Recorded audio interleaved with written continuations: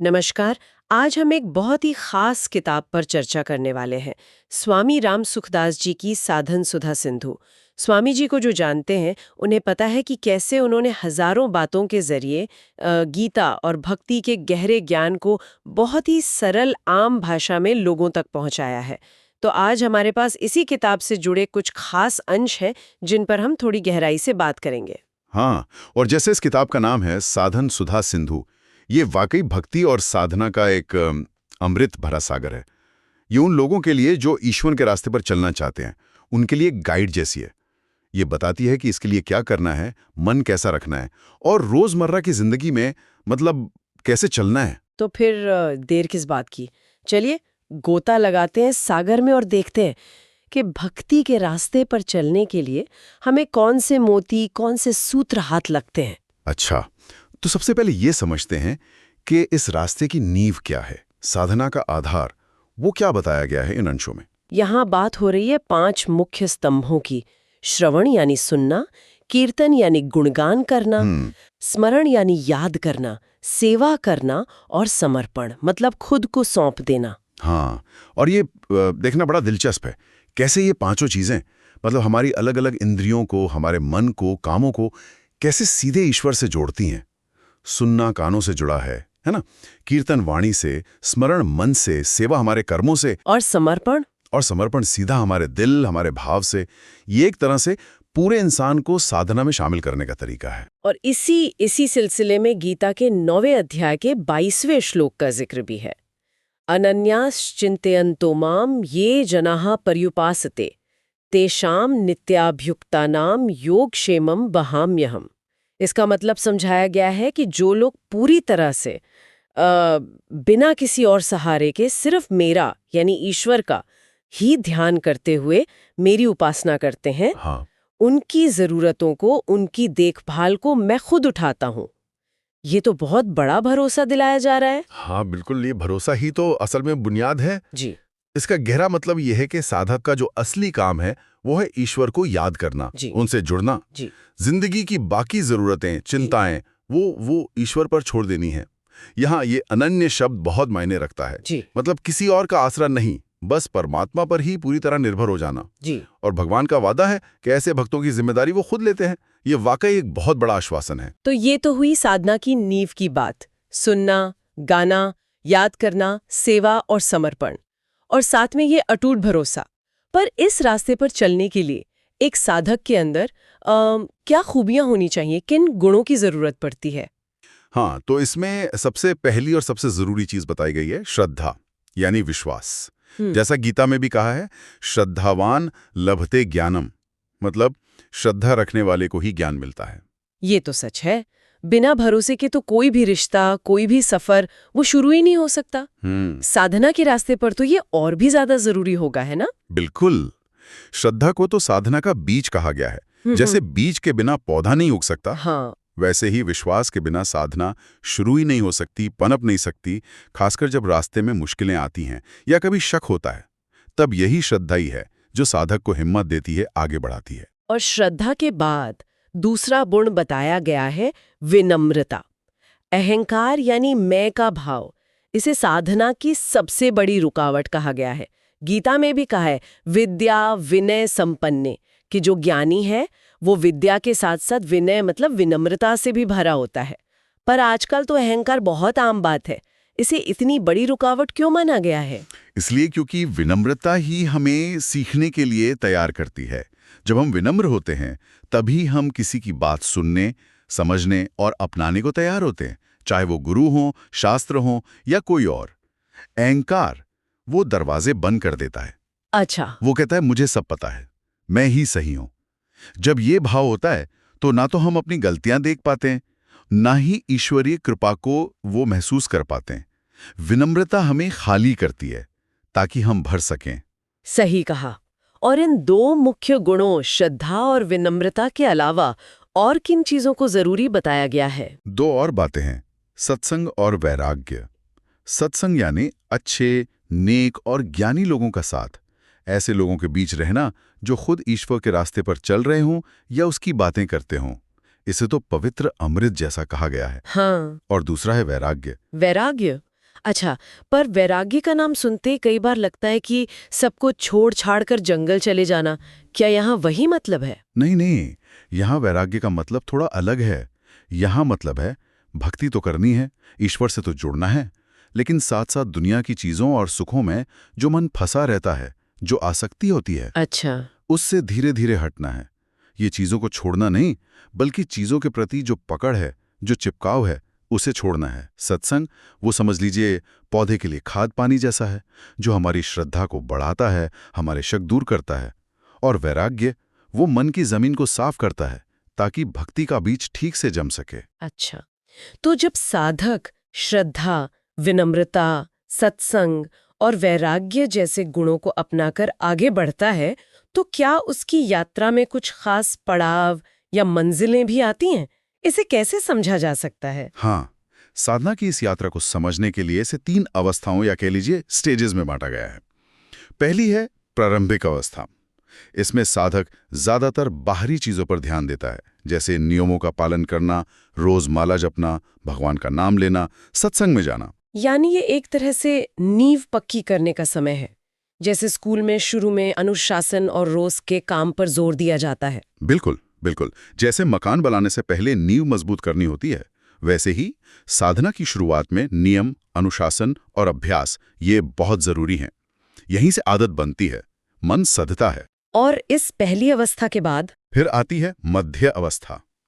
इसमें साधक को थोड़ा अंदरूनी अनुभव होने लगता है।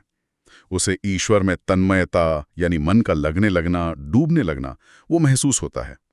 भक्ति का रस, उसका स्वाद मिलने लगता है। अब साधना बोझ नहीं लगती, बल्कि उसमें आनंद आने लगता है। ये तो बहुत उत्साह बढ़ाने वाली बात होगी साधक के लिए। उसे लगेगा कि हाँ भाई, मेहनत रंग ला रही है। हाँ, ये एक अहम पड़ाव है। और इसके बाद आती है तीसरी और सबसे ऊंची अवस्था, परिपक्व अवस्था। यहां पहुंचकर साधक निष्काम भक्ति करने लगता है। यानी अब वो किसी चीज की मांग के लिए, किसी इच्छा पूर्ति के लिए भक्ति नहीं करता। अच्छा। बल्कि सिर्फ प्रेम के लिए, ईश्वर के लिए ही ईश्वर को याद करता है।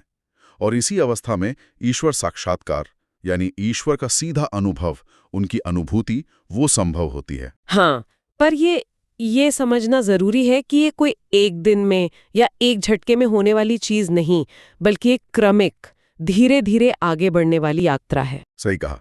हर साधक अपनी लगन, अपने प्रयास और ईश्वर की कृपा से इन अवस्थाओं से गुजरता है। परिपक्व अवस्था वो मंजिल है जहां भक्त और भगवान के बीच की दूरी वो मिट जाती है।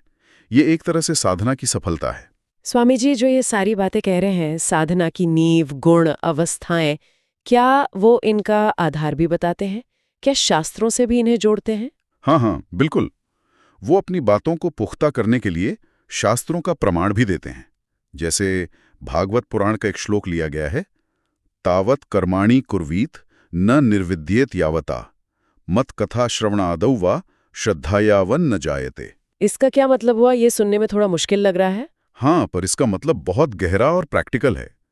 ये कहता है कि जब तक दुनिया की चीजों, अपने कामों और उनके नतीजों से पूरी तरह मन उछट ना जाए, मतलब वैराग्य न हो जाए, ओके। या जब तक भगवान की कथा सुनने वगैरह में पक्की श्रद्धा पैदा न हो जाए, तब तक क्या करना चाहिए?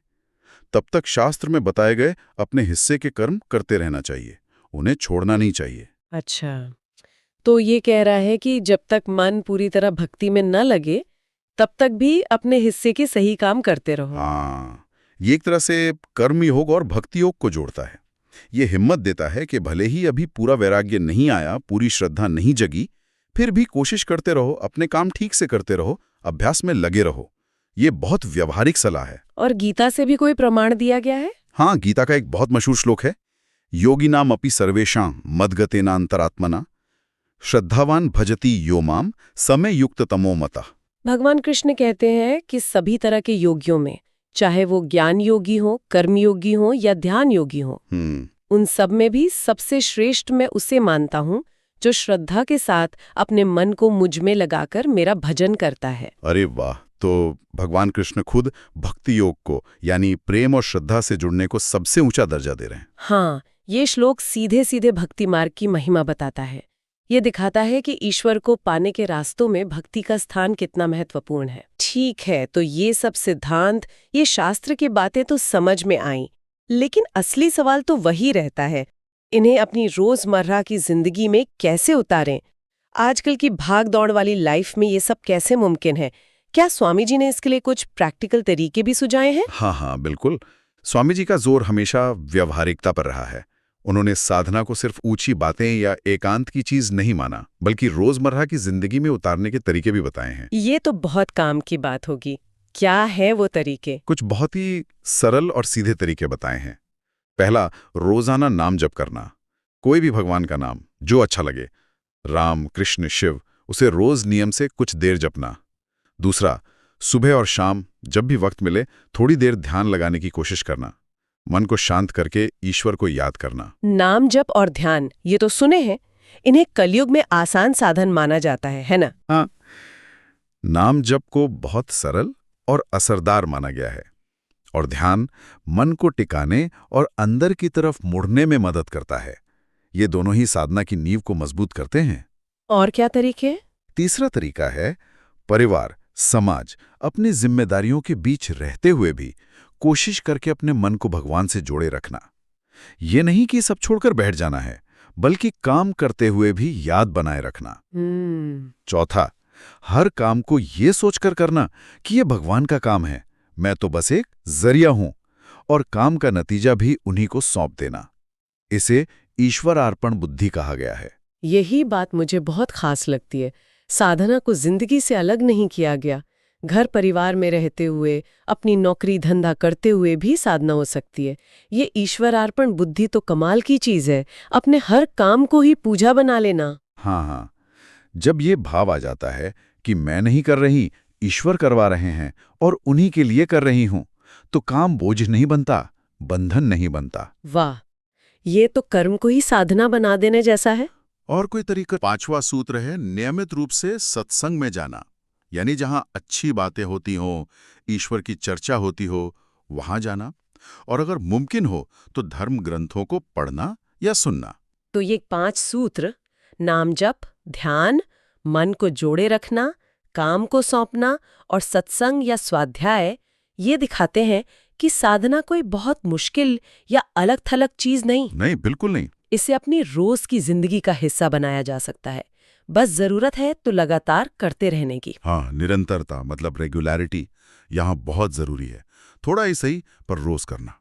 इन सिद्धांतों और तरीकों को और पक्का करने के लिए, हमें जोश दिलाने के लिए अक्सर कहानियां बहुत काम आती हैं। क्या इस किताब में कुछ ऐसे लोगों के उदाहरण भी दिए गए हैं जिन्होंने इन रास्तों पर चलकर कुछ पाया हो? हाँ, कहानियां तो हमेशा प्रेरणा देती हैं। यहाँ कुछ बहुत जाने माने भक्तों के उदाहरण दिए गए हैं। जैसे भक्त ध्रुव की कहानी।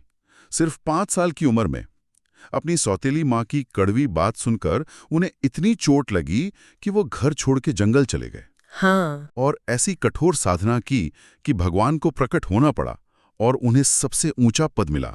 ध्रुव की कहानी तो हमेशा हैरान करती है। इतनी छोटी उम्र में इतना पक्का इरादा और ऐसी लगन, ये क्या सिखाती है? ये दिखाती है कि अगर इरादा पक्का हो, लगन सच्ची हो और मन में वो मासूमियत हो, तो उम्र या हालात कोई मायने नहीं रखते। ईश्वर को पाया जा सकता है। ये दृढ़ संकल्प और श्रद्धा की ताकत का उदाहरण है। और किसका उदाहरण है? मीराबाई का, एक राजकुमारी जो महलों में रहीं, पर उन्हें कितने दुख झेलने पड़े। परिवार का विरोध, समाज के ताने, यहाँ तक कि उन्हें जहर देने की कोशिश भी हुई। हाँ, लेकिन इतनी मुश्किलों के बाद भी वो कृष्ण की भक्ति में डूबी रहीं। उनके भजन आज भी दिलों को छूते हैं। मीराबाई का जीवन तो ये दिखाता है कि बाहर चाहे कितनी भी तकलीफें हों, अगर अंदर भक्ति का आनंद है, सच्ची लगन है, तो कोई उसे छीन नहीं सकता। बिल्कुल, उनका जीवन मुश्किल हालात में भी अटूट निष्ठा और प्रेम का प्रतीक है। और फिर हनुमान जी का उदाहरण है। उनके लिए तो भगवान राम की सेवा ही सब कुछ थी। हाँ, वही उनकी साधना थी, वही उनका जीवन, उनका निस्वार्थ भाव, उनका समर्पण, वो लाजवाब है। ये तीनों उदाहरण ध्रुव, मीरा, हनुमान ये दिखाते हैं कि भक्ति के रास्ते अलग-अलग हो सकते हैं। कोई कठोर तपस्या से पाता है, कोई मुश्किलों में अटूट रहकर, तो कोई सिर्फ सेवा और समर्पण से। यही समझना जरूरी है। ये उदाहरण बताते हैं कि हर किसी का स्वभाव और रुचि अलग होती है। ईश्वर तक पहुंचने का कोई एक ही फिक्स्ड रास्ता नहीं है। कोई तपस्या के रास्ते जाता है जैसे ध्रुव, कोई प्रेम और निष्ठा के जैसे मीराबाई, कोई सेवा के जैसे हनुमान जी। साधक अपनी प्रकृति के हिसाब से अपना रास्ता चुन सकता है और हर रास्ता सही है अगर मंजिल एक है। तो इस सारी बातचीत के आखिर में स्वामी जी का साधकों के लिए, यानी इस रास्ते पर चलने वालों के लिए क्या कोई खास संदेश है? हाँ, एक बहुत ही महत्वपूर्ण और सच कहूं तो राहत देने वाला संदेश है। वो कहते हैं, साधक का काम केवल साधना करना है, सिद्धि देना भगवान का काम है। इसका मतलब हुआ कि हमें बस अपनी कोशिश करनी है, अपना अभ्यास करते रहना है। नतीजा क्या होगा, मंजिल कब मिलेगी, इसकी चिंता नहीं करनी। बिल्कुल, ये गीता के कर्मयोग वाले सिद्धांत जैसा ही है। कर्म करो, फल की इच्छा मत करो। साधना के मामले में कोशिश करना, अभ्यास करना हमारे हाथ में है। उसका फल यानी सिद्धि या अनुभव वो ईश्वर की कृपा पर निर्भर है। ये सोच हमें अधीर होने से, निराश होने से बचाती है। बस लगे रहो, थको मत, रुको मत। और अगर पूरी साधना का सार निचोड़ एक लाइन में कहना हो, तो वो क्या है इन अंशों के हिसाब से? वो सार वही है जहां से हमने बात शुरू की थी। नित्य श्रवण, नित्य नामस्मरण और नित्य समर्पण। रोज सुनना, रोज याद करना और रोज अपने आप को सौंपना। यही 3 बातें अगर लगातार की जाएं तो भक्ति साधना का मूल हैं। तो कुल मिलाकर हमने आज साधन सुधा सिंधु के कुछ अंशों के जरिए ये समझने की कोशिश की कि भक्ति का आधार क्या है, इस रास्ते पर चलने के लिए किन गुणों की जरूरत है, यात्रा के पड़ाव क्या है, हाँ, इसे रोजमर्रा की जिंदगी में कैसे उतारें और किन लोगों की कहानियों से हम प्रेरणा ले सकते हैं। हाँ, ये किताब वाकई एक मुकम्मल गाइड जैसी है, जो रास्ता भी दिखाती है और रास्ते पर चलने की हिम्मत भी देती है। अब इतनी सारी बातें सुनने के बाद शायद सोचने वाली बात यह है कि सुनने, याद करने या समर्पण करने का वो कौन सा छोटा सा लगातार किया जा सकने वाला कदम है, जो अभी इसी पल अपनी जिंदगी और हालात के हिसाब से सबसे आसान या सहज लगता है, जिसे या तो शुरू किया जा सकता है या अगर पहले से कर रहे हैं तो उसे थोड़ा और गहरा किया जा सकता है। ये सवाल शायद हमें अपने अंदर झांकने में मदद कर सकता है।